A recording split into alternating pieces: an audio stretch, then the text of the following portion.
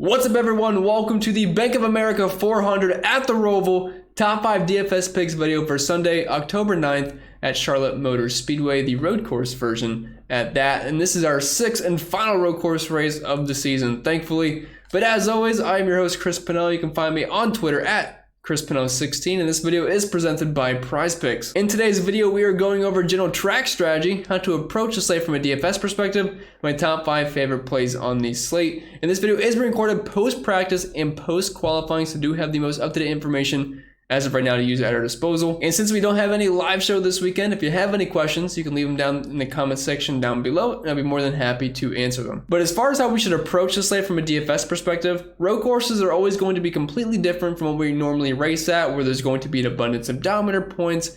But at road courses, we typically have less laps, or the races would take absolutely forever. So we only have 109 laps this weekend, which is just around 75 total dominator points. So while it's nice to have the main lap leader, I am still mainly focused on finishing position and place differential for the most part. If you want to add in a dominator group and put at least one and probably a max of one, that's another fine way to go about it. But for me personally, I won't be doing anything like that. But anyway, moving on to the picks here, we will start with number 5. And at number 5, we have Michael McDowell at $7,300 on DraftKings and only $7,000 on FanDuel, a fair price point on both sites, and just seems way too cheap for a driver that has been insanely good at road courses this year. And this is nothing really new for Michael McDowell. He's always been solid at the road courses, but he's definitely took it up a notch this season. He was top 10 across the board in practice. And if we look at our 5 race sample size that we have at the road courses this year, not many drivers have been better than Michael McDowell, and only 2 have a better average finish, and that would be Austin Cindric and Chase Elliott. And I wouldn't be too surprised if we see one of those drivers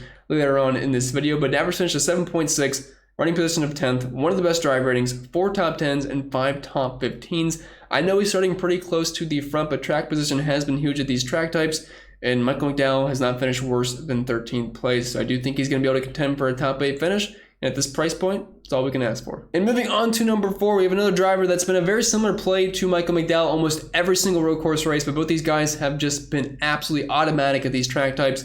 And it's Chris Buescher of RFK Racing, $78 on DraftKings, $7,500 over on FanDuel, another driver that's just pretty much cheap across the board for how good he's performed at these tracks this year.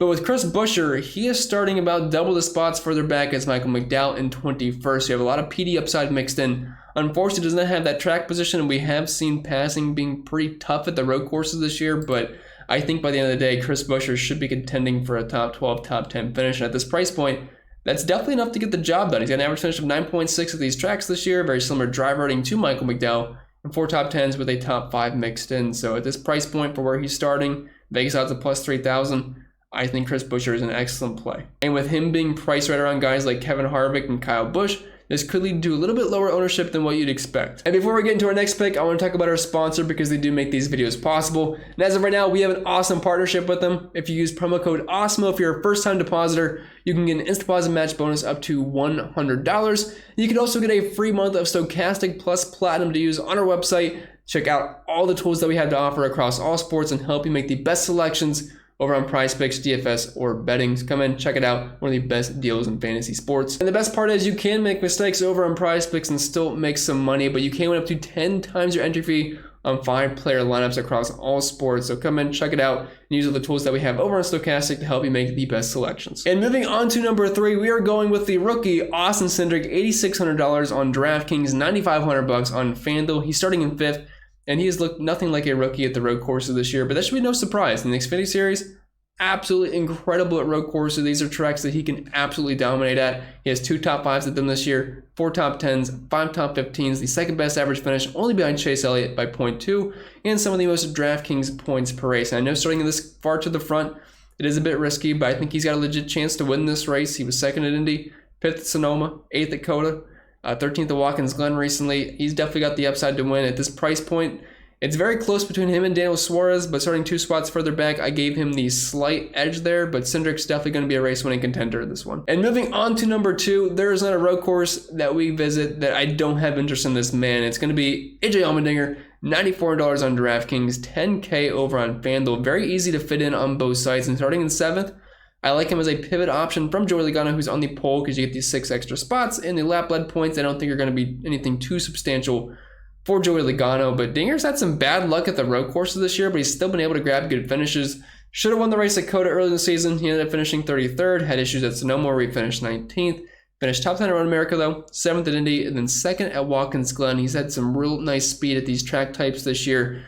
And I mean, he's a road course ringer for a reason. He's always in these races, dominates the Xfinity series at these. But $9,400, I like him a lot. I'm hoping he goes a little bit overlooked because he's in the 9K range and he's starting inside the top 10, but I have no concerns with that. I would play him in just about any format, and he was also first in practice. And finally, my number one play for the Bank of America Roval 400 at the Charlotte Road Course.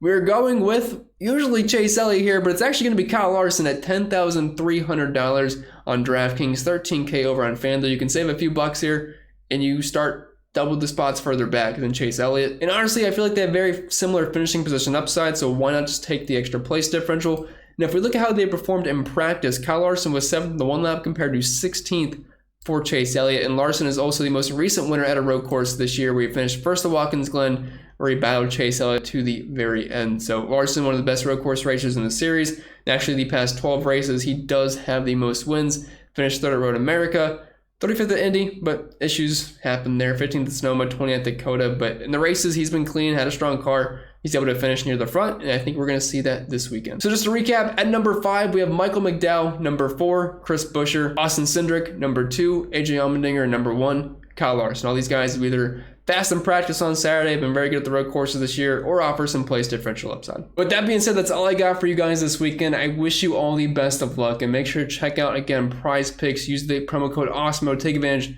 of the awesome deal that we have going on. And check out Stokastic. We have tons of data, tons of tools on the website to help you make the best selections across all sports. And again, if you want to reach out to me, I'm at ChrisPennell16 on Twitter if you have any questions. But I'll leave you with that. I wish you all the best of luck, and I'll see you all next time.